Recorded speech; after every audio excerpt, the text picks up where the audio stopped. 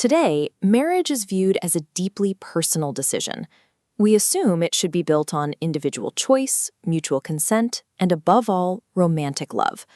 But if you dropped this couple into almost any other century, their love-based union would look like a recipe for social and economic disaster. For the vast majority of human history, the institution of marriage had nothing to do with how the partners felt about each other. If romance wasn't the goal, why did we invent marriage at all? And how did we transform a cold social contract into the emotional centerpiece of our lives?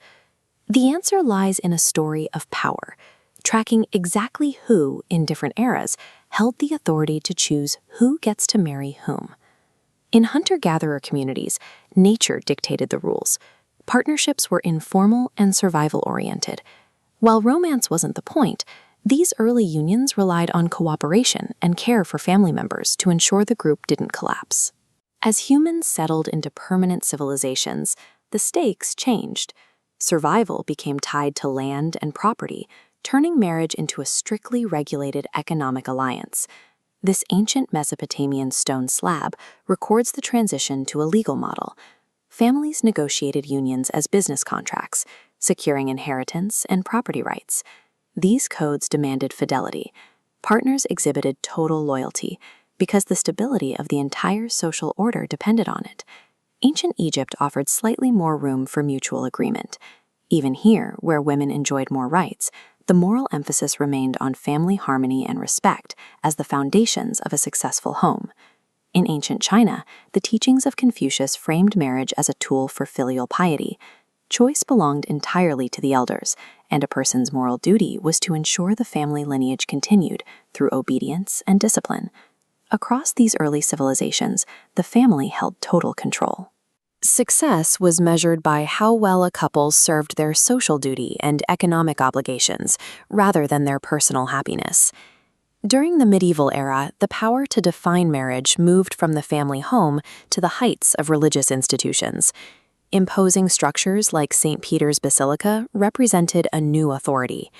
Marriage was no longer just a legal deal between families. It was now a sacred covenant made before God. This shift was global. In Islamic and Hindu traditions, the union became a spiritual duty.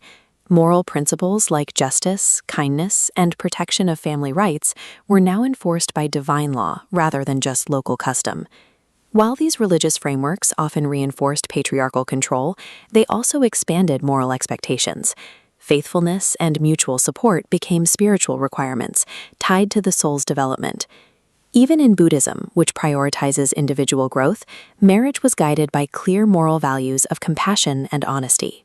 The worshippers here reflect a submission to a spiritual standard that dictated how a family should behave. In this era, religious institutions held the ultimate veto. Spiritual obedience was the primary goal, and individual agency remained secondary to divine law.